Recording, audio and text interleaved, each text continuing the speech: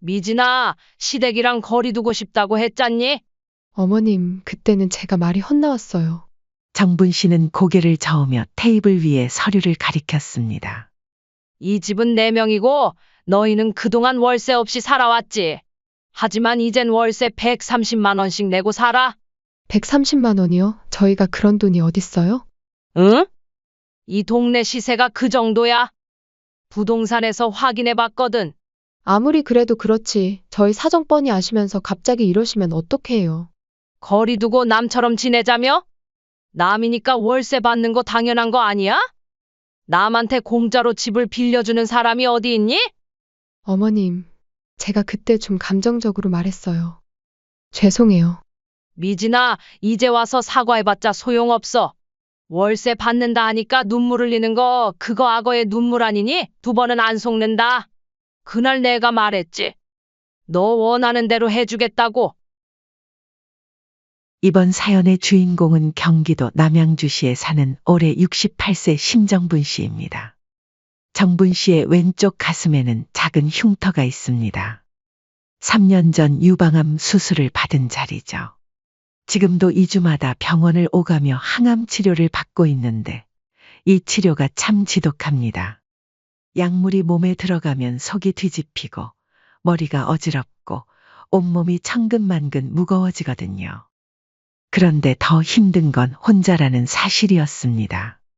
남편이 먼저 세상을 떠난 후 정분 씨는 홀로 이 모든 걸 견뎌내고 있었어요. 하지만 정분 씨에게는 큰 희망이 있었습니다. 바로 아들과 며느리 그리고 손주였죠. 아들은 올해 40인 한태수 대기업에 다니는 반듯한 직장인이었습니다. 며느리는 36인 서미진으로 외모도 예쁘고 성격도 조용한 편이었어요. 그리고 올해 5살이 된 손주 도훈이까지. 정분 씨는 이 가족들을 위해서라면 뭐든 할 수 있었습니다. 사실 아들 내외의 결혼 생활은 정분 씨가 마련해 준 것이나 다름없었어요. 7년 전 아들이 결혼한다고 했을 때 정분 씨는 자신이 평생 모은 돈을 털어서 아파트를 사줬거든요. 그때 정분 씨의 마음은 정말 뿌듯했습니다. 아들이 장가가서 잘 살 수 있도록 도와줄 수 있다는 게 얼마나 기뻤는지 몰라요. 며느리도 처음에는 고마워했습니다. 하지만 시간이 지나면서 뭔가 달라지기 시작했어요. 정분 씨가 먼저 안부 전화를 걸어도 며느리는 늘 바쁘다며 짧게 끊었습니다. 명절에 찾아가도 예전처럼 반갑게 맞아주지 않았어요. 그저 의무적으로만 인사할 뿐이었죠. 그래도 정분 씨는 이해하려고 노력했습니다. 요즘 젊은 며느리들은 다 그런가 보다. 이럴 때일수록 어른인 내가 이해해주고 천천히 다가가야지라고 생각하면서요. 하지만 이상한 건 며느리가 도움이 필요할 때만 연락을 한다는 거였습니다. 어머님, 죄송한데 내일 도훈이 좀 봐주실 수 있을까요? 어머님, 요즘 바빠서 반찬 만들 시간이 없는데 혹시 나물 좀 만들어 주실 수 있어요? 이런 전화가 올 때마다 정분 씨는 항암 치료로 몸이 아픈데도 벌떡 일어났습니다.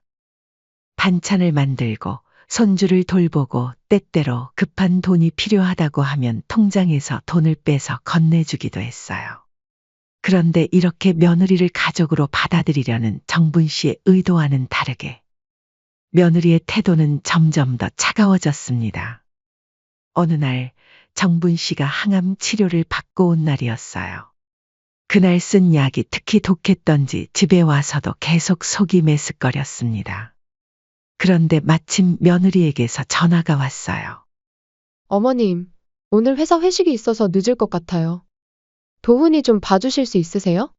아들 집에 도착했을 때 며느리는 이미 화장을 하고 나갈 준비를 하고 있었어요.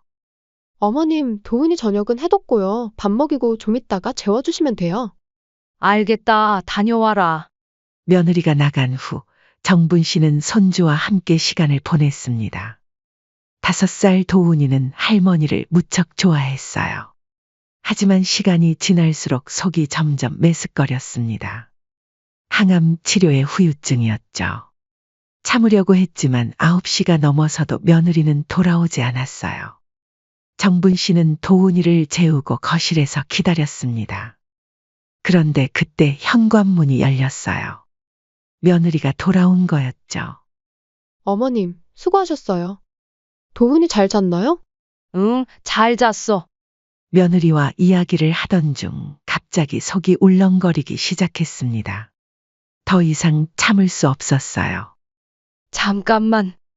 정분 씨는 급하게 화장실로 뛰어가서 구토를 했습니다. 변기에 매달려 한참을 토해냈어요. 몸에 남은 게 없어도 계속 헛구역질이 나왔습니다. 눈물까지 났어요. 정분 씨는 물로 얼굴을 씻고 나왔습니다. 창백한 얼굴로 거실로 돌아왔죠. 며느리는 정분 씨의 상태를 보고도 별다른 반응을 보이지 않았습니다. 대신 코를 막고 화장실 쪽을 힐끗 보더니 이렇게 말했어요. 어머님, 화장실에서 냄새가 나는 것 같은데. 청소 좀 부탁드릴게요. 그 순간 정분 씨의 가슴이 철렁했습니다. 자신이 아파서 토한 걸 알면서도 청소를 부탁한다고. 아, 그래, 알겠다. 정분 씨는 눈물이 맺혔지만 꾹 참았습니다. 그리고 조용히 화장실로 가서 걸레질을 시작했어요. 물걸레로 바닥을 닦고 변기를 깨끗하게 청소하고 환기까지 시켰습니다. 아픈 몸을 이끌고 무릎을 꿇고 앉아서 말이에요. 그 모습을 본 며느리는 별다른 말 없이 거실에서 TV를 보고 있었습니다. 정분 씨가 청소를 마치고 나왔을 때 며느리는 이렇게 말했어요. 어머님, 수고하셨어요. 조심히 들어가세요. 그게 전부였습니다.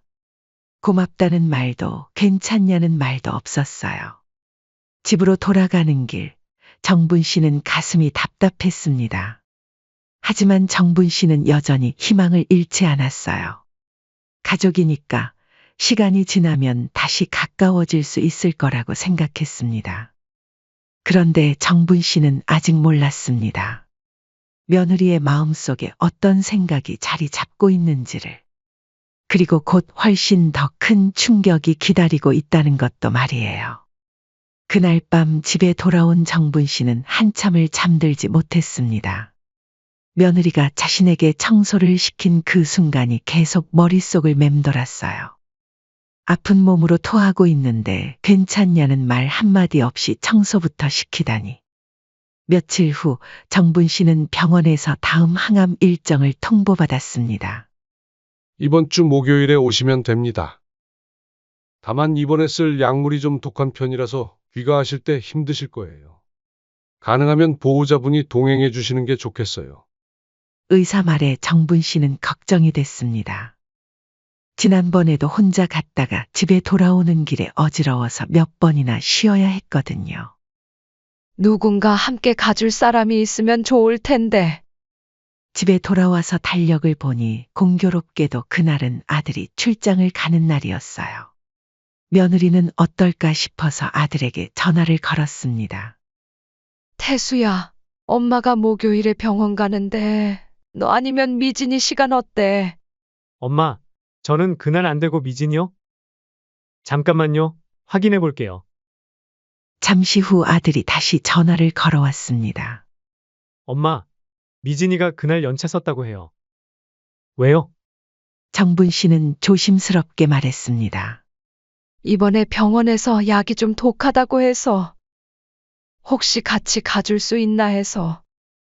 아, 그럼 제가 미진이한테 부탁해 볼게요. 그날 저녁 정분 씨는 직접 며느리에게 전화를 걸었습니다. 미진아, 바쁘니? 아니요, 어머님. 무슨 일이세요? 며느리의 목소리는 여전히 차가웠습니다. 미진아, 이번에 약이 좀 센가 봐. 혹시 너 목요일 시간 괜찮으면 병원 같이 가줄 수 있을까? 정분 씨는 최대한 조심스럽게 물어봤습니다. 부담을 주고 싶지 않았거든요. 전화 너머로 잠시 정적이 흘렀습니다. 어머님, 며느리가 말끝을 흐렸어요. 응? 저 사실 그날 친구들이랑 약속이 있어서요. 그리고 솔직히 말씀드리면 며느리가 잠시 망설이더니 결국 입을 열었어요. 전 시댁이랑은 좀 거리 두고 지내고 싶어요. 이런 개인적인 병원 문제는 태수 오빠한테 부탁하시는 게 좋을 것 같아요. 정분 씨의 목소리가 떨리기 시작했습니다. 미진아, 지금 뭔 소리를 하는 거니? 어머님, 오해하지 마세요. 그냥 저도 솔직히 불편해서요. 불편하다고. 네. 어머님이 암에 걸리신 건 안타깝지만 그렇다고 제가 뒷바라지를 해야 하는 의무가 있는 건 아니잖아요. 정분 씨는 믿을 수가 없었습니다. 뒷바라지?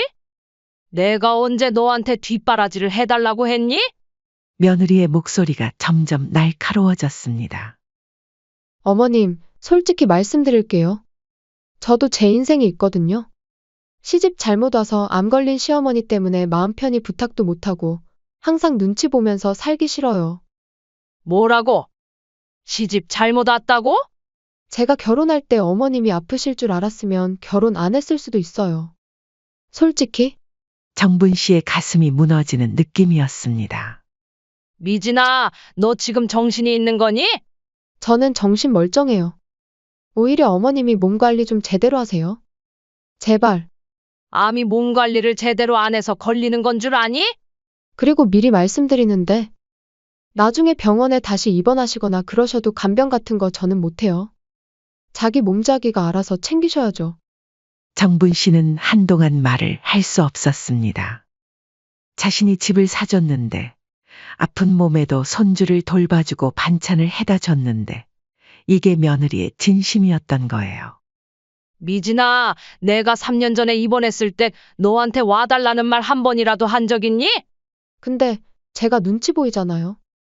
괜히 안 가면 나쁜 며느리 되는 것 같아서 어쩔 수 없이 가게 되는 거 모르세요? 꼴의 눈치는 보는구나? 그래서 저 어머님이랑 거리 두고 싶다는 말이에요. 병원 같은 데는 혼자 가세요. 그동안 나한테 부탁이란 부탁은 다 했으면서 이럴 때는 거리를 두고 싶다고? 참 편리하구나. 그거야 뭐.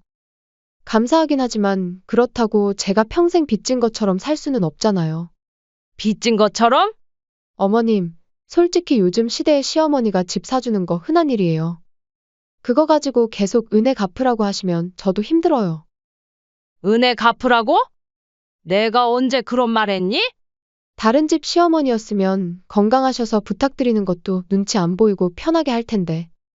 괜히 눈치 보이고 부담스러운 제 입장도 생각해달라는 거죠. 미진아, 너 정말로 나랑 거리 두고 지내고 싶은 거지? 네, 솔직히 그래요. 남처럼 지내고 싶은 거지? 꼭 남이라고 할 것까지는 없지만 적당한 선은 지켰으면 좋겠어요. 정분 씨가 조용히 웃었습니다. 서늘한 웃음이었어요. 알겠다, 미진아. 내가 그렇게 원한다면 너의 그 소원 내가 들어줄게. 무슨 뜻이세요? 정분 씨의 목소리가 단호해졌습니다. 정말로 거리 두고 지내자. 정말로 남처럼 지내자. 내가 원하는 대로 말이야. 어머님, 그게 기대해라, 미진아. 내가 원하는 대로 될 테니까. 정분 씨는 그렇게 말하고 전화를 끊었습니다. 그날 밤 정분 씨는 잠들 수가 없었어요. 며느리의 말이 계속 귓가에 맴돌았습니다. 그 말들을 곱씹을수록 분노가 치밀어 올랐습니다. 새벽 4시가 되어서야 정분 씨는 결심했습니다. 며느리가 원하는 대로 해주자. 정말로 남처럼 지내보자. 그런데 정분 씨는 아직 몰랐습니다. 자신이 내릴 결정이 얼마나 큰 파장을 불러일으킬지를, 그리고 며느리가 얼마나 큰 후회를 하게 될지를 말이에요. 며느리와의 통화를 끊은 후 정분 씨는 며칠간 조용히 준비를 했습니다. 부동산에 가서 집 시세를 알아보고 은행에 가서 통장 정리를 하고 변호사 사무실에 들러 임대차 계약서 양식을 받아왔어요. 그리고 일주일 뒤 정분 씨는 아들에게 전화를 걸었습니다. 태수야, 내일 저녁에 미진이랑 같이 우리 집으로 와라. 할 얘기가 있다. 엄마, 무슨 일이에요? 갑자기요? 중요한 얘기니까 꼭 와야 한다. 정분 씨의 목소리가 평소와 달리 단호했습니다. 다음 날 저녁 아들과 며느리가 정분 씨 집에 도착했어요. 며느리는 지난번 통화 이후 처음 보는 거라 어색한 기색이 역력했습니다. 어머님, 안녕하세요. 며느리의 인사는 여전히 차가웠어요. 들어와 앉아라. 정분 씨는 거실 소파에 아들과 며느리를 앉게 하고 자신은 건너편에 앉았습니다. 그리고 미리 준비해둔 서류들을 테이블 위에 올려놓았어요. 무슨 서류세요, 엄마? 아들이 궁금해하며 물었습니다. 정분 씨는 차분한 목소리로 말하기 시작했습니다. 그동안 내가 너희에게 뭐라도 보태주려고 참 많이 애썼지. 엄마, 갑자기 왜 그런 말씀을? 이제 나도 내 몸 돌보려 한다. 나만 생각하기로 했어. 정분 씨가 며느리를 바라봤습니다. 미진아, 시댁이랑 거리 두고 싶다고 했잖니? 며느리의 얼굴이 굳어졌어요. 어머님, 그때 제가 아니야, 내 말이 맞아. 그래서 정리하려 한다. 이 집, 그리고 우리 관계도. 아들과 며느리가 갑작스레 긴장했습니다. 어머님, 그게 무슨 정분 씨는 테이블 위에 서류를 가리켰습니다. 이 집은 내 명이고 너희는 그동안 월세 없이 살아왔지. 엄마, 그게 하지만 이젠 월세 130만 원씩 내고 살아. 순간 며느리의 얼굴이 새하얘졌습니다. 어머님, 130만 원이요? 저희가 그런 돈이 어딨어요? 응? 이 동네 시세가 그 정도야. 부동산에서 확인해 봤거든. 아들이 당황하며 말했습니다. 엄마, 갑자기 왜 이런 말씀을? 갑자기? 태수야, 내 와이프가 나한테 뭐라고 했는지 알아? 정분 씨의 목소리가 차갑게 변했습니다. 시댁이랑 거리 두고 지내고 싶다고, 자기는 간병도 못한다고 내 몸 내가 알아서 챙기라고 했어. 아들이 며느리를 바라봤지만 며느리는 고개를 숙이고 있었어요. 그래서 말이야, 미진이 소원대로 해주려고 한다. 정분 씨가 냉소적으로 웃었습니다. 거리 두고 지내자며? 좋아. 그럼 남이니까 월세 받는 거 당연한 거 아니야? 남한테 공짜로 집을 빌려주는 사람이 어디 있어? 며느리가 떨리는 목소리로 말했습니다. 어머님, 제가 그때 좀 감정적으로 말했어요. 죄송해요. 감정적으로? 정분 씨의 목소리가 높아졌습니다.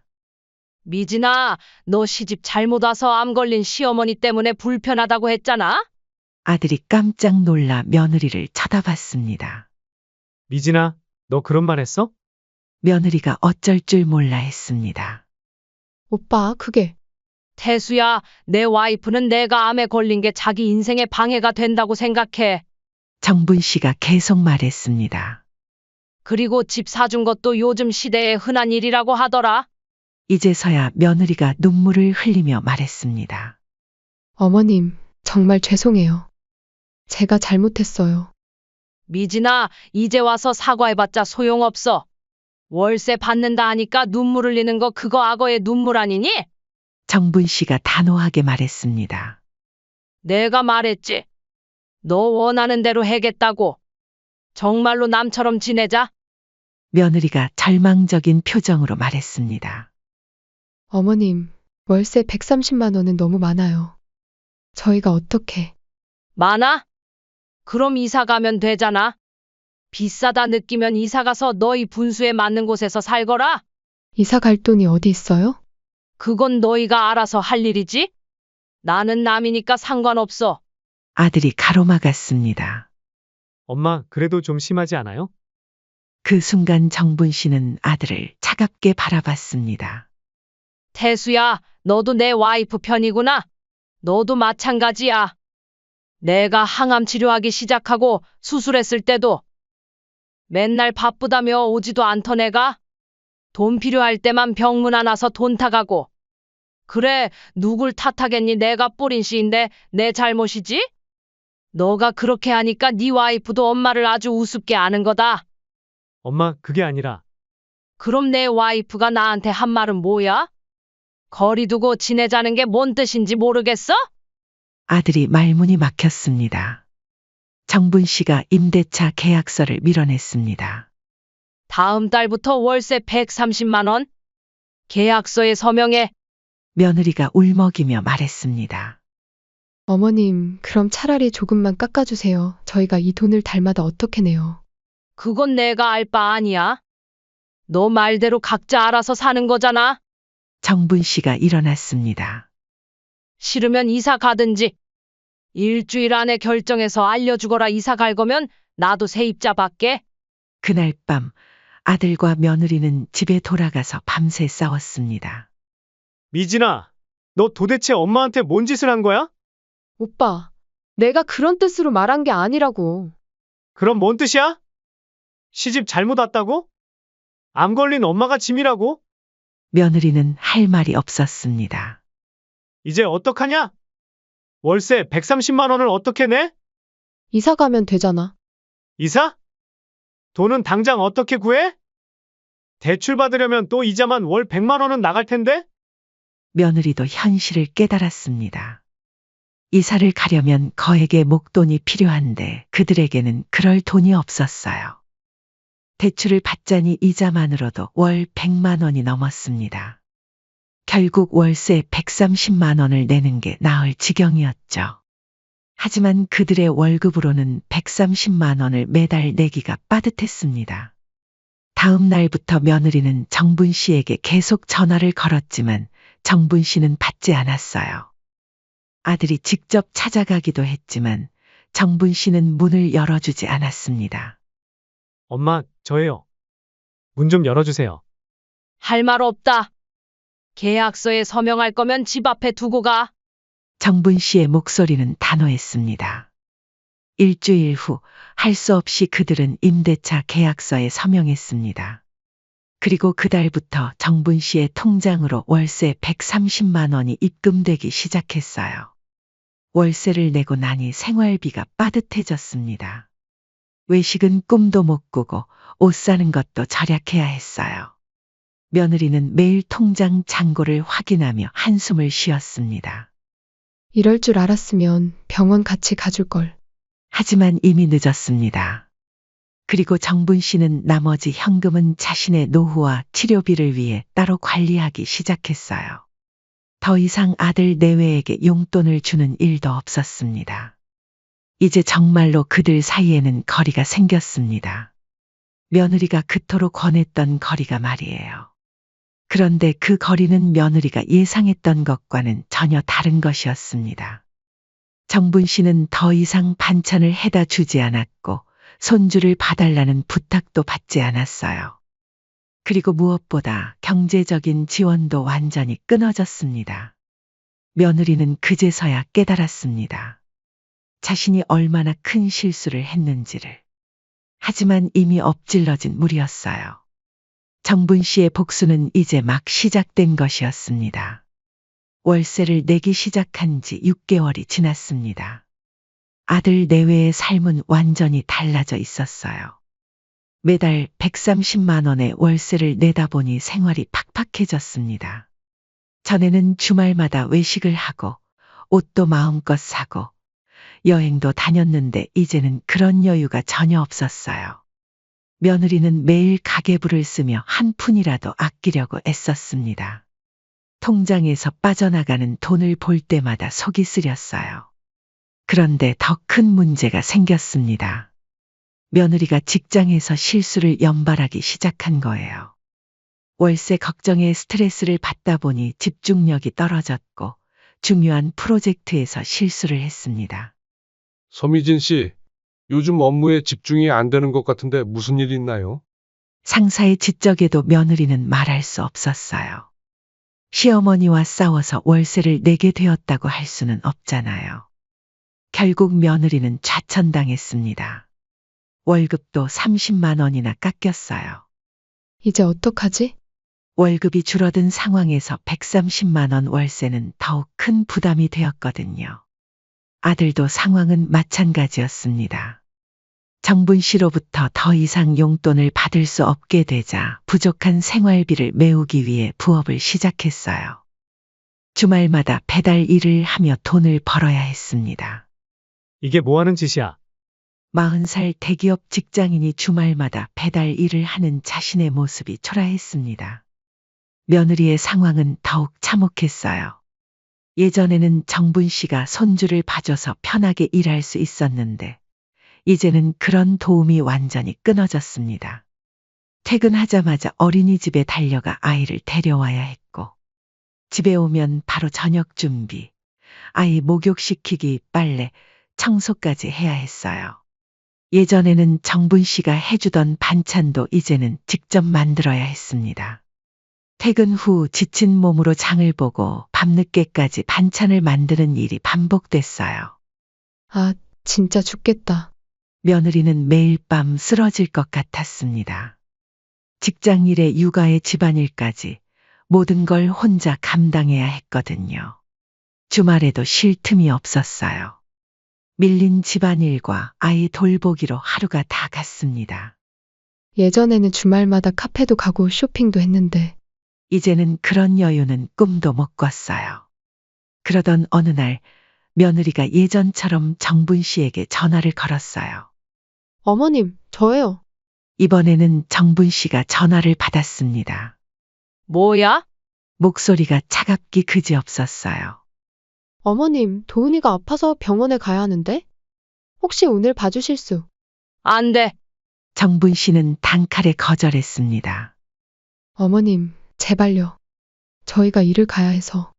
남의 아이를 왜 내가 봐줘야 하니? 웃기는 짬뽕이구나. 어머님, 돈 주고 베이비시터 쓰든지. 시간당 2만 원 정도 하더라. 며느리는 말문이 막혔습니다.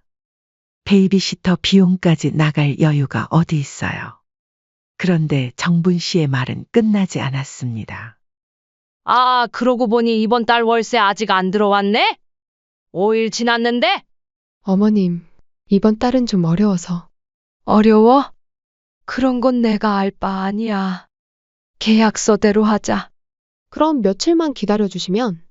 미진아, 나는 너희 시어머니가 아니라 집주인이야? 월세 연체하면 연체료도 붙어. 며느리는 정분 씨가 이렇게까지 냉정할 줄 몰랐어요. 어머님, 저희가 잘못했어요. 제발. 잘못했으면 이제라도 제대로 해. 3일 안에 월세 입금 안 되면 계약 해지하고 나가라고 할 거야. 그렇게 말하고 정분 씨는 전화를 끊어버렸습니다.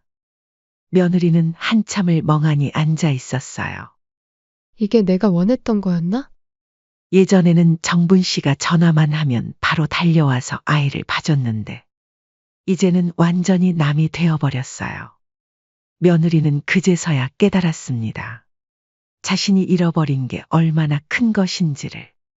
무료로 해주던 육아, 맛있는 반찬들, 급할 때마다 빌려주던 돈. 그리고 무엇보다 가족이라는 든든한 울타리.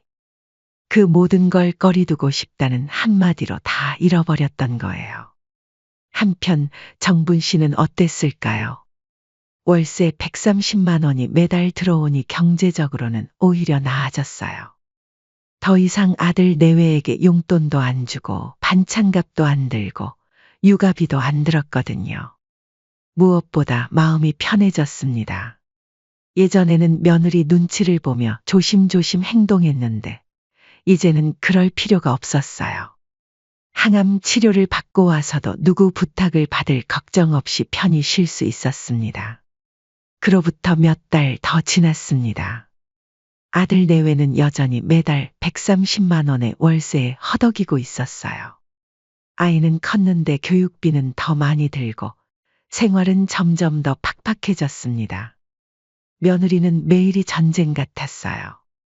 아침 일찍 일어나 아이 준비시키고 어린이집에 맡기고 출근.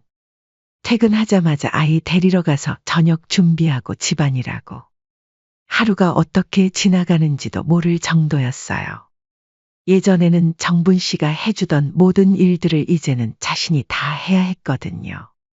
반찬도 직접 만들고, 아이 돌보기도 혼자 하고, 집안일도 혼자. 며느리는 매일 밤 녹초가 되어 쓰러졌어요. 그제서야 정분 씨가 얼마나 많은 일을 해줬는지 깨달았습니다. 무료 베이비시터, 무료 반찬 배달, 무료 청소 도우미 역할을 다 해줬던 거예요. 이제 그 모든 걸 혼자 감당하려니 몸도 마음도 지칠 대로 지쳤습니다. 친구들이 해외여행 사진을 올리면 부럽기만 했어요. 우리는 언제쯤 여행 갈 수 있을까? 며느리는 한숨만 나왔습니다. 그러던 어느 날 며느리는 우연히 정분 씨를 마주쳤어요. 동네 마트에서였는데 정분 씨는 혼자 장을 보고 있었습니다. 며느리는 반가움과 미안함이 동시에 밀려왔어요. 어머님, 하지만 정분 씨는 며느리를 못 본 척하고 지나갔습니다. 정말로 남처럼 행동한 거예요. 며느리는 그 뒷모습을 보며 눈물이 났어요. 정말로 끝난 거구나. 반면 정분 씨는 어땠을까요? 병원 근처에 작은 원룸을 얻어서 이사했어요. 항암 치료받기도 편하고 무엇보다 누구 눈치 볼 필요 없이 자유로웠습니다. 어느 날 저녁, 정분 씨는 간단한 국을 끓여 먹으며 생각했어요. 몸은 여전히 아프지만 마음만큼은 편안했습니다. 더 이상 누군가에 필요할 때만 찾는 존재가 아니었거든요. 더 이상 며느리의 차가운 눈빛을 견디며 억지로 웃을 필요도 없었어요. 정분 씨는 창밖을 바라보며 조용히 미소를 지었습니다. 거리 두고 지내자고? 좋아. 이제 정말 거리를 뒀구나. 한편 그날 밤 아들 집에서는 또 다른 갈등이 벌어지고 있었어요. 미진아, 이제 그만 엄마한테 사과하자. 아들이 지쳐서 말했습니다. 사과한다고 달라질 게 있어? 어머님 마음이 돌아올 것 같아? 며느리도 체념한 상태였어요. 그래도 우리가 먼저 잘못했잖아. 아들도 이제서야 후회하고 있었습니다. 엄마가 아픈데 왜 그랬을까? 130만 원보다 엄마 마음이 더 소중했는데. 하지만 이미 엎질러진 물이었어요. 정분 씨의 마음은 이미 단단히 닫혀버렸거든요. 그리고 1년이 지났습니다. 정분 씨는 여전히 항암 치료를 받으며 혼자 살고 있었어요. 하지만 예전처럼 외롭지 않았습니다. 병원에서 만난 다른 환자들과 친구가 되었고 동네 복지관에서 봉사활동도 시작했어요. 며느리는 가끔 정분 씨 생각이 났어요. 그때 내가 좀만 참았으면, 어머님한테 좀만 잘했으면. 하지만 후회해도 소용없었습니다. 정분 씨는 더 이상 그들의 시어머니가 아니라 그냥 집주인일 뿐이었거든요. 그리고 정분 씨는 이제 완전히 자유로웠습니다. 누구의 부탁도 받지 않고, 누구 눈치도 보지 않고, 자신만의 삶을 살아가고 있었어요. 이것이 바로 며느리가 그토록 권했던 거리두기의 결과였습니다. 완벽하고 철저하고 돌이킬 수 없는 거리두기 말이에요.